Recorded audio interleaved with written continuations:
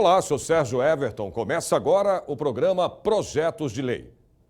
Aqui você fica por dentro dos projetos de lei em andamento no Parlamento Paulista e também daqueles que já viraram lei. O projeto de lei do deputado Carlos Bezerra, do PSDB, garante à criança o direito ao aleitamento materno nos estabelecimentos de uso coletivo, públicos ou privados. Amamentar, um direito da criança garantido pelo ECA. O Estatuto da Criança e do Adolescente estabelece que devem ser promovidas condições adequadas ao aleitamento materno pelo poder público e pelos empregadores. Ou seja, as mulheres precisam se sentir à vontade para amamentar seus bebês sem nenhum tipo de constrangimento. Mas eu acredito que sim, muito mais em função das mentes maliciosas, que não vê aquilo como um ato de amor e de sobrevivência do ser. o projeto de lei 514 de 2015, de autoria do deputado Carlos Bezerra, do PSDB, assegura à criança o direito ao aleitamento materno em estabelecimentos de uso coletivo, públicos ou privados, independentemente de haver uma área específica para este fim. O descumprimento acarretaria multa de 24 UFESPs, unidades fiscais do Estado de São Paulo, o equivalente a R$ 510. O valor seria duplicado em caso de reincidência. Infelizmente, a gente precisa de uma lei para que uma mãe possa amamentar o seu filho quando ele tiver fome em qualquer lugar. Que bom que tem uma lei que faz com que essa mãe tenha o direito, não a obrigação, mas o direito e a possibilidade de amamentar seu filho sempre que ele tiver fome. Isso é sempre fundamental. Se essa lei vai ajudar, essa lei pode ajudar. Se você for pensar no investimento que é feito hoje em dia em se diminuir índice de mortes, qualquer investimento é válido. A gente tem aqui na cidade de São Paulo, por exemplo, um grande investimento feito na diminuição da velocidade para que você diminua uma média de 1.500 mortes por ano. Um investimento no aleitamento materno, segundo dados do Ministério da Saúde de 2009, diminui em 13% a mortalidade infantil no mundo. Esse dá um número aproximado de 6 milhões de mortes no mundo. O investimento feito na diminuição da velocidade, proporcional ao investimento que é feito em prol do aleitamento materno, a gente está devendo muito para o aleitamento materno. As mães sofrem, sim, essa sensação de não estarem bem-vindas no local onde elas estão amamentando, muitas vezes declaradamente e muito mais vezes com olhares de reprovação, com gente não entendendo muito bem qual é a dinâmica, confundindo de uma forma inimaginável o erotismo com um ato bonito, simples e natural que é amamentar. Segundo a Organização Mundial de Saúde, a criança deve se alimentar exclusivamente com o leite da mãe desde a sala de parto, em livre demanda, ou seja, sempre que o bebê quiser, até o 6º mês. O prazo pode ser estendido até 2 anos ou mais. É o alimento ideal do bebê, é o alimento que fornece anticorpos para esse bebê, previne doenças infecciosas, contagiosas, previne doenças metabólicas como diabetes, obesidade, problemas de colesterol, triglicérides, hipertensão. Para a própria mãe, diminui num período mais rápido o volume do útero no pós-parto, previne câncer de mama e, principalmente, isso interfere de forma muito positiva no vínculo que vai se formando na família. Um contato maior, um olhar diferente dessa mãe para esse bebê e desse bebê para essa mãe. O pediatra Moisés Chensinski é idealizador do movimento Eu Apoio Leite Materno, que pode ser acessado na rede social www.facebook.com/Eu Apoio Leite Materno. Eu Apoio Leite Materno é uma campanha que a gente faz para tentar divulgar, informar, acolher as mães, acolher as dúvidas, esclarecer as questões, os problemas, formas de melhorar o aleitamento materno, a importância do banco de leite, tanto na orientação quanto na questão de volta ao trabalho. Enfim, a ideia é falar por um ano, essa foi a proposta inicial, então de 10 de maio de 2015 a 10 de maio de 2016, falarmos todos os dias a respeito de aleitamento materno. A condição para amamentar em qualquer local é necessária por motivos simples. Pular uma refeição do bebê não é nada indicado. Cobri-lo porque o local não é adequado também não é bom. Amamenta, mas cobre o seu bebê. Legal, eu acho interessante que alguém tente comer com um cobertor na cabeça. Uma das questões importantíssimas que só quem conhece uma mãe amamentando e tiver esse olhar de cuidado, sem preconceito, a troca de olhares nesse momento e a troca de carinho e a troca de cuidado da mãe para o seu filho e do filho para a sua mãe, vai perceber que isso não é possível ser feito. A gente não pode coibir e proibir os olhares de amor e os olhares de troca que acontecem nesse momento. Enfeitar chupetas e mamadeiras com pequenas peças decorativas pode colocar em risco a vida do bebê. Projeto de lei do deputado Gilmaci Santos, do PRB, quer proibir esses adornos. A customização torna os produtos inseguros para os bebês e as crianças, com o risco das peças aplicadas, como cristais e pérolas, se soltarem. Criança gosta de colocar pecinha pequenininha em buraquinho. Então, ela mesma pode colocar no nariz, ela pode colocar na orelha, ela pode engolir. Quando ela está dormindo à noite, aquilo pode se soltar. E aí já não é mais o intencional, é o acidental. A criança vai aspirar essa customização, essa perolinha, esse enfeitezinho. E isso faz com que essa criança aumente, sem dúvida, o risco de morte. Nós não estamos falando só de acidente, é risco de morte. Fora isso, os adereços, os adornos que fazem com que, para facilitar, para que quando à noite a criança esteja usando a chupeta, ela não caia, ela fica com presilha ou ela fica com aquela corrente, a criança corre o risco de virando e se movimentando. Essa criança à noite, nem toda criança dorme tranquila, a maior parte delas, quanto menor, elas acabam se movimentando e mobilizando bastante. Essas crianças correm o risco de se sufocar. Além disso, há também a possibilidade de toxicidade por conta dos enfeites aplicados. As chupetas e mamadeiras não customizadas são produtos regulamentados pelo Inmetro em conjunto com a Anvisa. Quando comprados no comércio, são retirados da embalagem original e customizados artesanalmente por meio da colagem de cristais ou pequenos objetos brilhantes e oferecidos ao público em geral como um produto diferenciado. Só que essa prática transforma a chupeta, por exemplo, em um produto irregular, tanto no requisito segurança quanto na certificação do produto. Eu estou aqui no Instituto de Pesos e Medidas do Estado de São Paulo para falar aqui com a Marisa Amorim, que é gestora de fiscalização do IPEM, sobre os produtos, né, Marisa, que podem ser comercializados, por exemplo, como a chupeta, que tem o selo do Inmetro, mas tem produtos, né, que não têm esse selo e que não estão regulamentados. Eu queria que você falasse sobre isso. Isso. São chupetas customizadas, né, que são comercializadas a partir de produtos certificados, como é o exemplo dessa chupeta aqui. Tá? Então, assim, quando um produto é certificado, ele tem o selo do Inmetro na embalagem, e ele vem nessa embalagem para ser comercializado. Isso significa que esse produto atende às normas de segurança, é um produto seguro para a criança. Né? Quando ele passa por um processo de customização, ele deixa de atender os requisitos, porque nessa customização são colados, né, cristais, pequenas peças, cristais, até mesmo pérolas, né, pequenos adornos aqui no produto, que pode ser engolido facilmente por uma criança. Né? E aí pode trazer assim, o sufocamento, né? E trazer sérios riscos à saúde dessa criança. Agora, a gente sabe que da chupeta já é proibido, né, essa comercialização com esses cristais, por exemplo, né, essa customização. Isso já é fato, né? Existe inclusive uma portaria, né, que proíbe a venda desses produtos. Agora, no caso da mamadeira e outros utensílios, ainda não há, né, uma regulamentação. Isso. No caso das chupetas e da mamadeira, há uma regulamentação. Ah, da mamadeira também? Isso, com relação à certificação.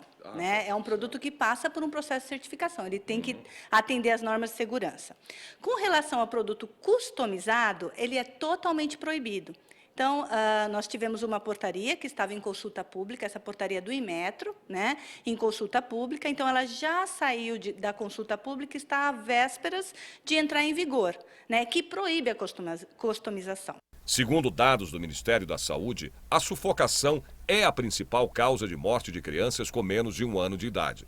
A proposta do projeto de lei de autoria do deputado Gilmar Assis Santos, do PRB, é proibir a comercialização de chupetas, mamadeiras e demais utensílios infantis customizados que ofereçam risco à criança. Então nós queremos, com esse projeto de lei, não é proibir as vendas, mas sim é aperfeiçoar, ter garantia que vão continuar usando e que não vamos ter problema, que não vamos prejudicar as nossas crianças. Então a ideia do projeto é exatamente essa, dar segurança e garantia que as nossas crianças vão continuar tendo uma boa saúde. O programa faz a primeira pausa do dia e volta daqui a pouquinho. Até já.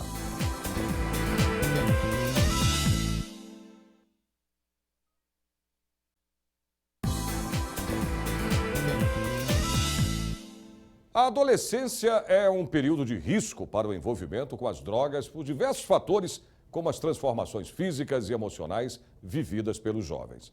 Bom, mas para tentar evitar o acesso desses jovens aos entorpecentes, o projeto de lei da Assembleia Legislativa cria o Conselho Escolar Antidrogas em todas as unidades de ensino fundamental e médio de São Paulo.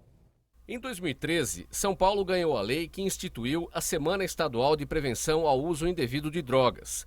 Agora, o Estado caminha para a adoção de uma nova política com o objetivo de prevenir o acesso dos jovens aos entorpecentes. É um projeto de lei apresentado na Assembleia Legislativa pelo deputado Celso Nascimento, do PSC. A proposta prevê a criação do Conselho Escolar Antidrogas em todas as unidades de ensino fundamental e médio. Esse conselho vem contemplar esta ausência, esta grande necessidade, em que pais, alunos e professores se reúnam e neste conselho desenvolvam todos os tipos de informações para que os alunos saibam o quão é terrível as drogas, o envolvimento, as consequências, as causas e tudo mais. Os jovens têm pouca percepção sobre as consequências em relação ao seu comportamento. Além disso, fatores como as transformações físicas e emocionais vividas por eles fazem da adolescência um período de risco para o envolvimento com as drogas. Dados do Conselho Nacional de Justiça apontam que 75% dos adolescentes em cumprimento de medidas socioeducativas são usuários de drogas. O projeto de lei da autoria do deputado Marcos Martins, do PT, propõe que a alimentação nas escolas estaduais seja supervisionada por nutricionistas. Hora do almoço. Para manter esta energia toda, é preciso abastecer estes motorzinhos. Mas a refeição tem que ser de qualidade. Ela teria que ter uma salada todos os dias, né? Uma salada de folhas e, se pudesse, também ter um legume para ficar mais colorido. Um prato de carboidrato, que seria o arroz ou a massa. E assim, o arroz e o feijão é uma combinação perfeita, porque ela é rica em nutrientes. Um prato proteico, que seria uma carne, um frango, um peixe, um ovo. E um legume também, um legume cozido. Mas essa não é a realidade de todas as escolas. Salgadinhos, biscoitos, refrigerantes estão cada vez mais presentes nas refeições. Para garantir a qualidade destas refeições, o deputado Marcos Martins, do PT, propõe em projeto de lei que a responsabilidade técnica da alimentação servida nas escolas do estado de São Paulo seja de um nutricionista. Em casa, por mais que as mães tentem, né, às vezes fazer um lanchinho saudável, levar, as mães às vezes não têm o conhecimento do que são os alimentos mais saudáveis, como escolher um alimento no mercado, né, como comparar um rótulo de um alimento para saber quem tem mais gordura, quem tem menos. E as crianças em casa também, às vezes, elas pedem para a mãe para levar aqueles alimentos que elas veem na televisão, porque querendo ou não, a mídia ela influencia muito o consumo das crianças, né, essa questão dos salgadinhos fritos, das guloseimas. E a mãe, às vezes, para fazer uma vontade da criança, ela acaba cedendo e acaba mandando de lanche uma coisa que não é legal, que não é saudável. O projeto de lei 580 de 2010 também prevê que o governo do estado de São Paulo, por meio do Conselho de Alimentação Escolar, promova a educação alimentar em conjunto com os demais profissionais da educação. A alimentação saudável, ela precisa continuar existindo, até porque no futuro pensar em orgânicos, em alimentos orgânicos, ao invés de alimentos que não são saudáveis. Pensar numa coisa, por exemplo, hortas comunitárias e outras coisas mais, entendeu? Nós temos um projeto lá na cidade de Osasco, que é de agricultura urbana. Então, para que tenha também hortas comunitárias e outras coisas de forma orgânica e que a população, que as escolas municipais, as escolas estaduais, elas possam ter um alimento saudável e combate à obesidade. Você vai ver no próximo bloco, Semana Estadual de Conscientização e Orientação sobre o vitiligo e a prioridade a pacientes com diabetes. Nós voltamos já já.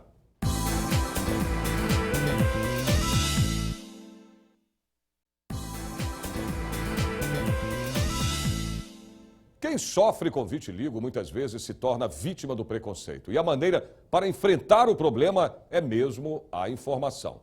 Bom, pensando no drama dessas pessoas, o deputado Gil Lancaster, do Democratas, apresentou o projeto de lei criando a Semana Estadual de Conscientização e Orientação sobre o vitiligo. Apesar de ser crônico, o vitiligo tem tratamento sim, veja. Já ouviu falar na doença vitiligo? Já. Sabe o que é? Uma doença autoimune, que ela é adquirida através de estresse, não é contagiosa. Isso mesmo, Tawane. Vitiligo é uma doença em que as células do sistema de defesa do organismo atacam os produtores da melanina, a substância responsável por pigmentar a pele. O principal sinal do vitiligo é o aparecimento de manchas brancas na pele que não coçam, não ardem e não doem. A doença pode ser desencadeada por fatores emocionais e em 75% dos casos surge antes dos 30 anos de idade. O primeiro sinal, né, da doença é o surgimento de uma mancha branca que pode ocorrer em qualquer região da pele. Pode ocorrer em face, pode ocorrer em tronco, pode ocorrer em membros. Fabiola trata as marcas da doença no rosto, mas a primeira mancha apareceu nas costas. Eu acreditei que se eu tomasse um sol, ia tampar e cobrir. Só que, na verdade, eu não deveria ter feito isso, porque causou uma bolha e um incômodo. Foi quando eu tive a orientação de outras pessoas para me procurar um especialista, um dermatologista. Aí desenvolveu na parte do rosto, que é onde me incomodou mais, porque visivelmente assim era o que mais me chocava, né? O tratamento do vitiligo associa o uso de medicamentos e uma técnica chamada fototerapia, que é a aplicação de luzes sobre as lesões. É uma luz com um espectro específico que nós aplicamos então nas áreas acometidas com as manchas.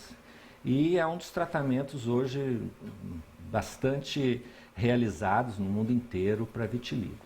2 milhões de brasileiros sofrem com o vitiligo, que não é contagioso, mas por ser confundido com outras doenças de pele, provoca preconceito. Eu já vi muitas pessoas que acham que é contagioso, que tem um pouco de nojo ou receio. E eu acho que é falta de informação, na verdade, porque a gente só tem receio do que a gente não conhece. Fabiola não se contém ao se lembrar da discriminação que sofreu na empresa em que trabalhava e que levou à sua demissão. Eu perdi o emprego. Por causa desse emprego, eu parei meu tratamento, porque eu tinha que ter dinheiro 2 vezes por semana para mim poder chegar lá no hospital. Tinha que ter dinheiro para comer, que você fica muito tempo aguardando para fazer o tratamento. São coisas simples, mas que para quem precisa é difícil. Esses pacientes, eles podem ter dificuldade de relacionamento, eles sentem discriminação, eles têm baixa autoestima e muitas vezes nós precisamos de ajuda de terapeutas, de psicólogos, para que nos ajudem a, de alguma forma, primeiro avaliar o impacto desse diagnóstico no paciente, na família e poder proporcionar a esses pacientes uma ajuda no sentido de enfrentar a doença. O Sistema Único de Saúde oferece tratamento para o vitiligo, mas o problema é a dificuldade de acesso aos medicamentos, caros e nem sempre disponíveis no SUS. Nós temos aí grupos de medicamentos, como os imunomoduladores mais novos, que há uma queixa bastante comum desses pacientes da dificuldade de encontrar esses medicamentos no serviço público. É difícil o tratamento porque não é rápido, mas vale a pena. Mais de 13 milhões de brasileiros sofrem com diabetes. Agora, esses pacientes poderão se igualar em prioridade aos idosos, deficientes e gestantes. A inclusão está prevista no projeto de lei do deputado Gil Lancaster, do Democratas. Essas canetas são amigas inseparáveis de quem é portador de diabetes. Elas carregam unidades de insulina que regulam a glicose no sangue. 13 milhões de brasileiros já foram diagnosticados como portadores de diabetes.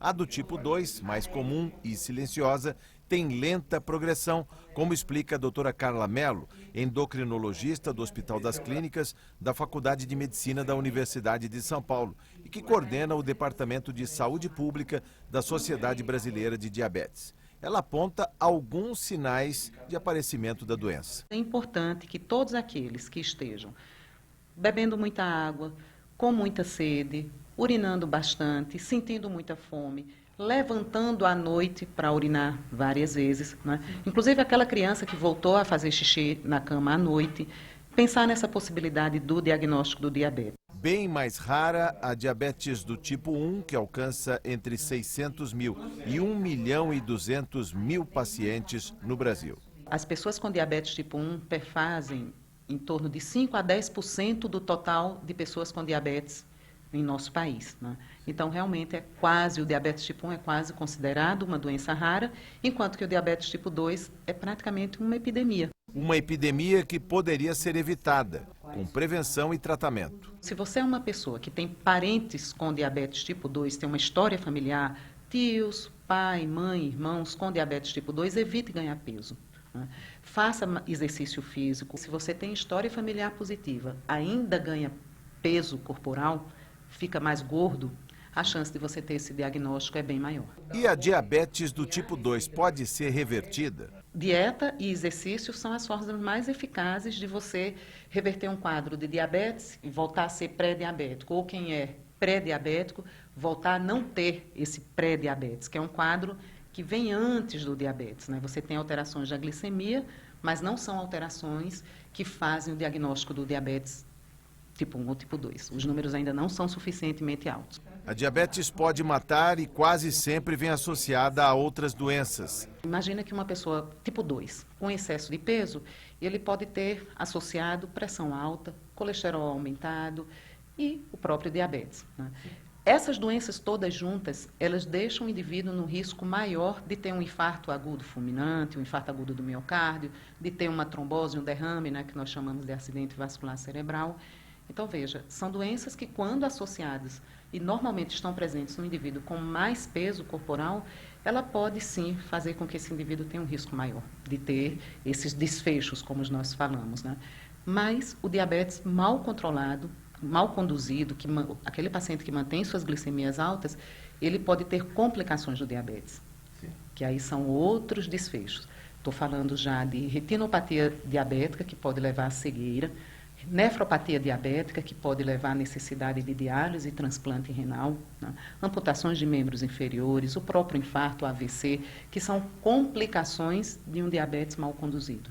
Por todas essas razões, o diabético tem pressa e precisa de atendimento prioritário, nos termos do projeto de lei 872 de 2015, do deputado Gil Lancaster, do DEM. Pela proposta, o paciente com diabetes se iguala em prioridade ao idoso, ao deficiente e à gestante. Se a pessoa ficar por longos tempos, longas horas e minutos, às vezes, sem alimentação, ela pode desmaiar com hipoglicemia, por falta da alimentação correta e do medicamento correto. Por isso nós pensamos, junto com o meu gabinete, em adotar essa medida que os idosos já têm direito, as crianças, as gestantes, os idosos, na questão de atendimento de urgência, de preferencial, por direito realmente, por essa questão de atendimento rápido, porque eles precisam, é questão de necessidade mesmo. O programa de hoje termina aqui. Nós temos um novo encontro na próxima semana com mais projetos de lei. Obrigado pela sua companhia e até lá.